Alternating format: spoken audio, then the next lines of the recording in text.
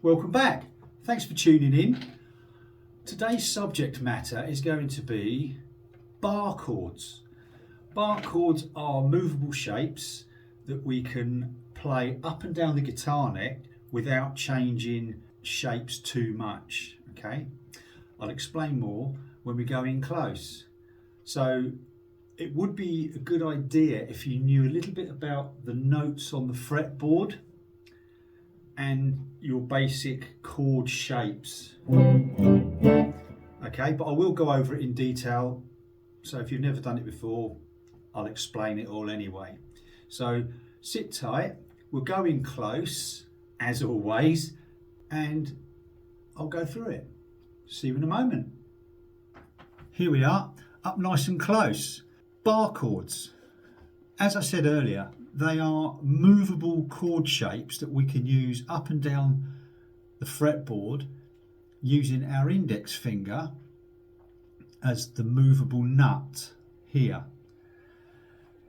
The chords we're going to look at today are going to be rooted on the low E string doink, and the A string. So it would be a good idea if you knew the notes on the fretboard. I've done a couple of videos on this before, so check those out. I will of course tell you what notes I am using because that all helps. So here we go. The most common two bar chord shapes that we're going to look at are the E shape and the A shape.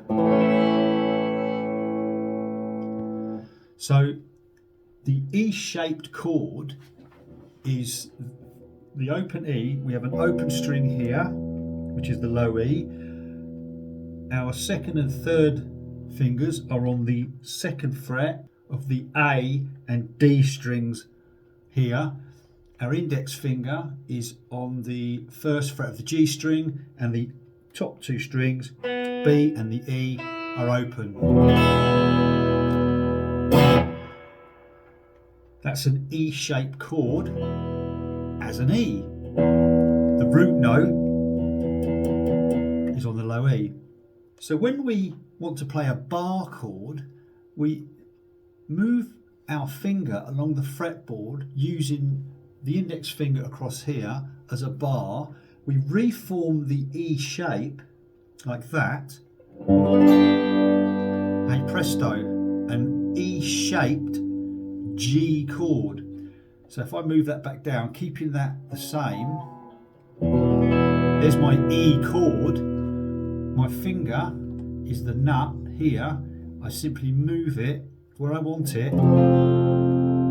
That then becomes the next chord.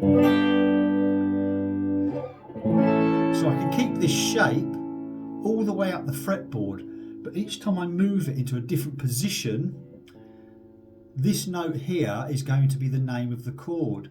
Here it's an A major, B major, and so on, C major. And as you can see, I'm keeping the shape the same. If I wanted to make that minor, I would do exactly the same. I would go back to here. Now if you know your chords, like I said, if you lift that finger off there, you've got an E minor. So it's the major shape. So if you use your traditional fingers here, first, second and third fingers. I've never actually called them traditional fingers before, but hey. Take that finger off there. We have E minor.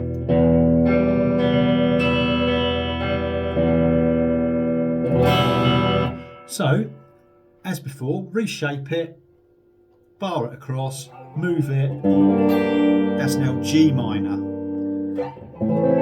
A minor, and so on. A major, A minor, etc. Okay, so that's your major and minor E-shaped chords rooted on the low E. If we now did the same for the chord rooted on the A string, we have our open A. So that is open A there, our first, second and third fingers in the second fret, open E at the top, and we have A. We can mute this low string with our thumb, like that, so we can still play all 6 strings. Now if I wanted to move that, same thing.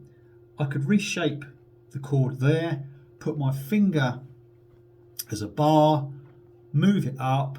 If I moved it to there, I could just tip my finger underneath the E string here to mute the low E.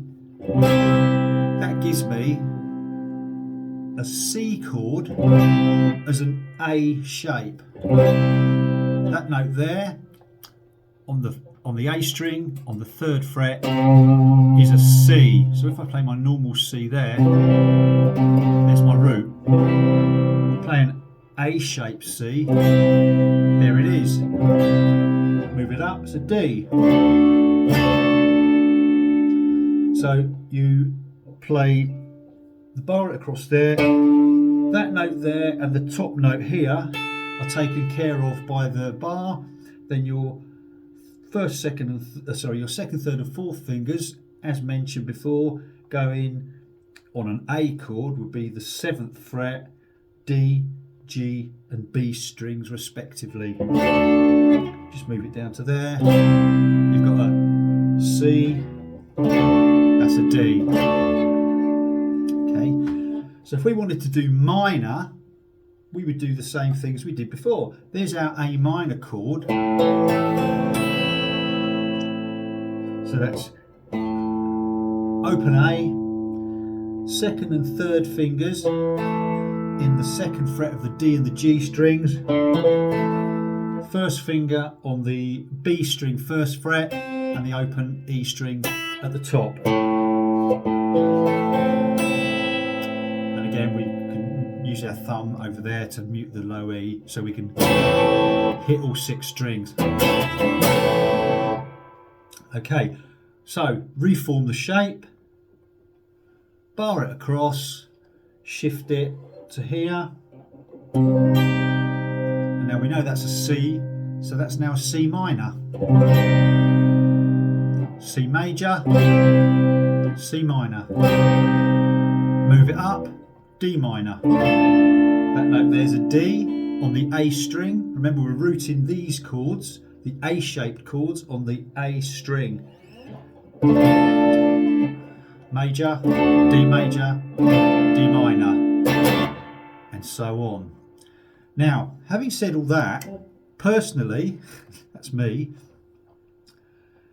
I play my A-shaped chords when I'm playing live and I'm changing quickly. I tend to play mine like this. So I kind of, instead of using my 3 fingers here, I sort of use my 3rd finger and bar across those 3 strings. I can still get that top note in, my finger sort of bends up a little bit like that, and I'm sure, yeah. So the string actually misses the finger, so you can still get that.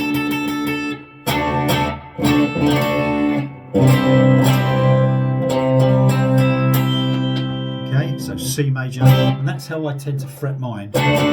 So when I'm playing these examples, that's what I basically do. So now we've got the basic understanding, we can then move these chords wherever we want. So a typical chord progression, I'll keep it nice and simple so I can remember what I'm doing, is a 1-4-5. Okay, those numbers relate to the 1st, the 4th and the 5th chord of any given key. It's a traditional, that's that word again, it's what a lot of music was based on, rock music in the 50s, rock and roll.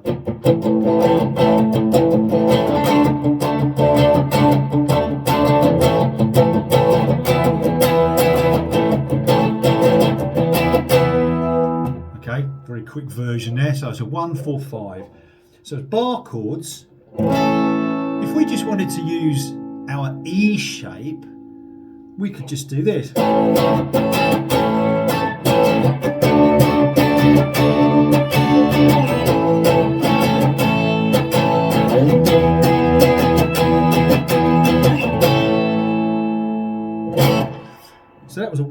4, 5.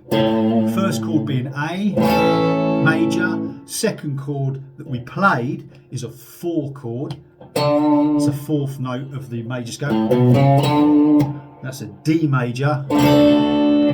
Also played, that's an A-shaped D major. And an E-shaped D major is there. An E-shaped E major chord is there. An A shape is there.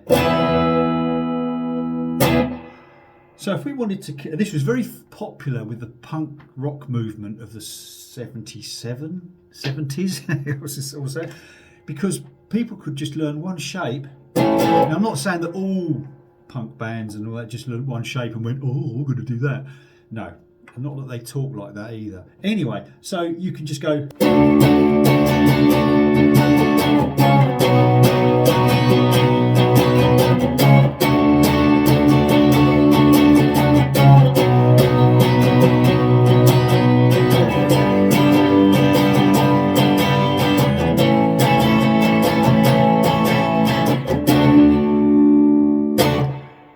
Recognise that one? Just all bar chords going from one to the next, just using the same shape. Okay, so if we wanted to change things about a bit and play things where we could use the A shape as well, we'll go back to our 1, 4, 5 chord progression, and as opposed to it being, it will be like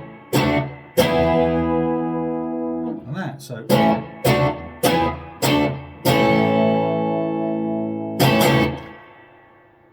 okay, 1, 4, 5, or 1, 4, 5.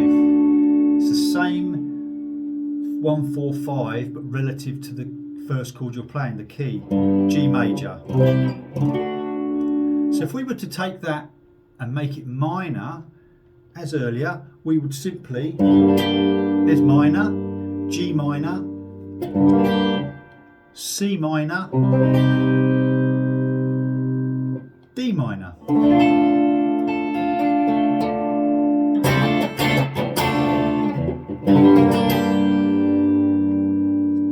Okay, A minor, D minor, E minor.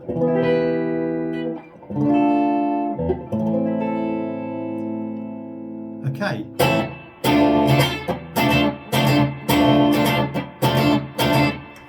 So it allows us to move these chords about, keeping the shape uniform.